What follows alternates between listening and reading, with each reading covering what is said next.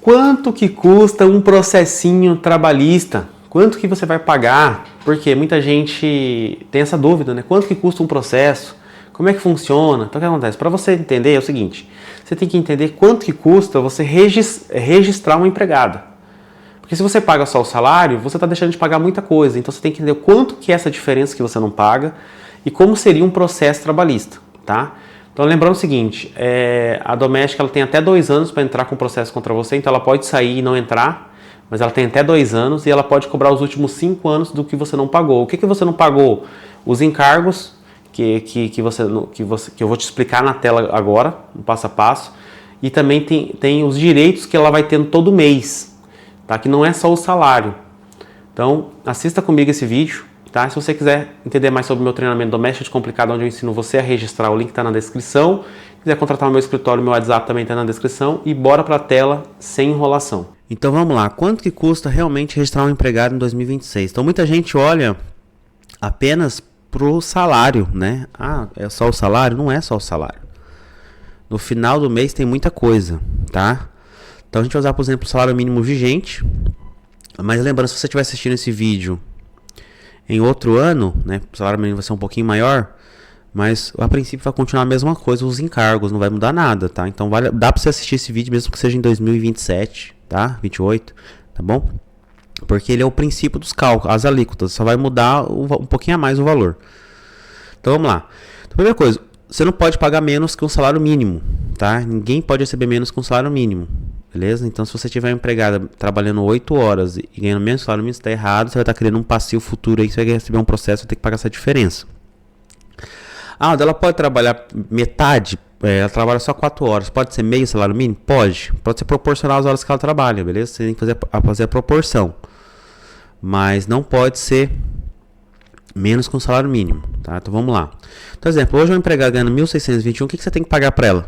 O INSS patronal. Então esse INSS patronal, só para você entender, não é descontado dela. Esse INSS patronal é você que paga como empregador doméstico.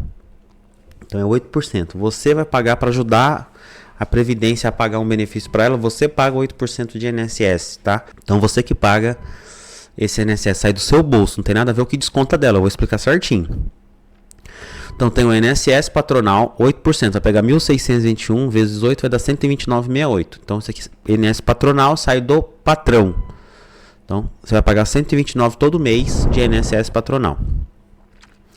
Aí tem o seguro contra acidente de trabalho, que ele é 0,8. O que é esse seguro? Se ela sofre um acidente de trabalho, ela vai se afastar. Qual que é a particularidade do empregador doméstico? Desde o primeiro dia, o INSS tem a obrigação de pagar para ela, não é você. Diferente de uma empresa. A empresa, ela tem que pagar os primeiros 15 dias. O empregado doméstico, o acidente de trabalho, auxílio doença, o salário maternidade, quem paga desde o início é o INSS, tá? Então, existe esse seguro aqui já para ajudar a custear isso. Você vai pagar independente de se usar ou não, que é 0,8. Além do seu INSS patronal que sai de você, você vai pagar o FGTS, que é 8% sobre o salário, tá? Que você vai ver que é o mesmo valor. Então, é 8%, dá 129,68. Além desse FGTS, você vai pagar o FGTS rescisório, que é a multa dos 40%, só que você já vai pagar mensalmente. Então, quando você mandar embora, você não tem que pagar a multa depois. Já está incluso, né, mensalmente a multa. Como é que funciona esse depósito? Você vai pagar o FGTS, ele vai cair numa conta, os 8%, e a multa em outra. Por quê? Porque se ela pedir demissão, esses 3,2 ela não tem direito a sacar. Então, o FGTS, a Caixa Econômica tem que te devolver essa multa. Então, se ela pediu demissão, trabalhou 5 anos, então vai ser 5 anos vezes, né, vezes 12, vezes 5, quase 60 meses. Esse valor aqui, ela só vai ter direito se você mandar. Mas como ela pediu, ela não vai receber nem esse FGTS, nem isso aqui. Então isso aqui, a Caixa Econômica tem que te devolver. Então você faz um processinho, um pedido na Caixa, a Caixa te devolve esse valor, porque ela não tem direito. Beleza? Então somando todos esses encargos, o FGTS patronal, seguro, contra acidente, FGTS, mais FGTS rescisório, dá um total de despesa por mês de R$ 324,20. Então além do salário, todo mês você vai pagar esse valor aqui, R$ 324,20, tá? R$ 324,20.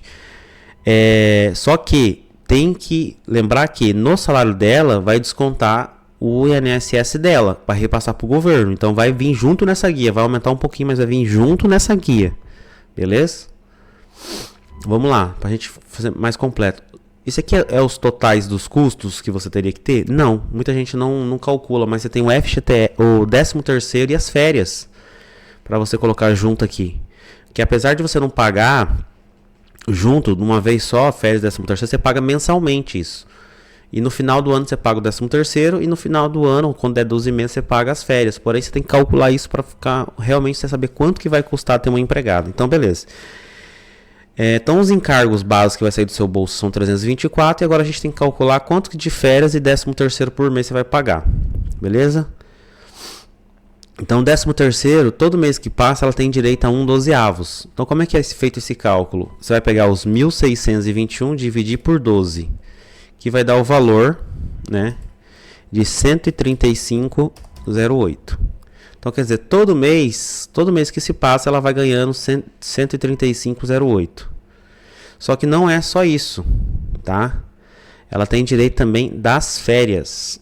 Então, além do 13º, ela vai ter direito às férias. As férias é a mesma coisa, 1.621 dividido por 12, que vai dar o valor de 135,08. Só que as férias, além das férias, ela tem direito ao 1/3.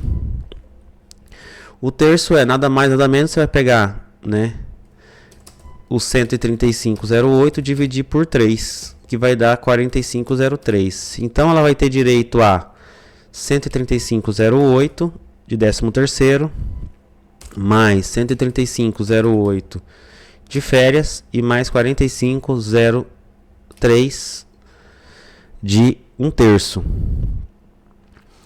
Então, se a gente for somar tudo, vai dar o valor de 315,19, que é o que está aqui, ó. Beleza? Estou fazendo aqui só para você entender. Então, no final do mês, se a gente for somar lá, tá? Aqui, ó, os 1.621 mais 324, que são os encargos, dá 1.945, que tá aqui, ó. 1.945, que é os encargos do mês, né, que são os impostos. Mais a previsão de férias e 13º e o terço, dá 315,19. Se a gente for somar tudo, dá 2.260,39. Então, quer dizer, a mulher não ganha 1.621, ela ganha 2.200, né, o total de despesa que você vai ter, né? Para registrar um empregado doméstico é 2.260,39. Então, é muito importante, porque às vezes você acha que é só o salário e não. E se você deixar de pagar, se você paga só o salário, você está deixando de pagar quase R$600, né? Porque aqui, ó, que é 315 mais 324, dá quase R$650 de encargos. Essa é a diferença todo mês quando você não registra, que você vai pagar isso de forma retroativa.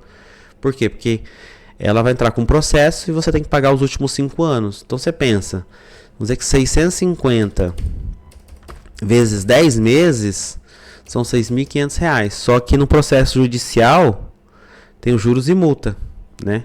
Os juros e multa. Então é muito importante que você paga isso mensalmente, tá? Para você não ter risco lá na frente, porque você vai ter que, isso aqui você vai ter que pagar, tá? Então, faça certinho, não corra esse risco, porque vai ser muito mais caro para você lá na frente, beleza? Se você quiser realmente aprender de maneira completa, entender tudo, eu tenho meu curso Amo Doméstico Descomplicado, onde eu ensino a registrar, contrato de experiências, horas extras, todos os direitos, tem suporte, grupo de dúvidas. O link está na descrição do vídeo e até o próximo vídeo.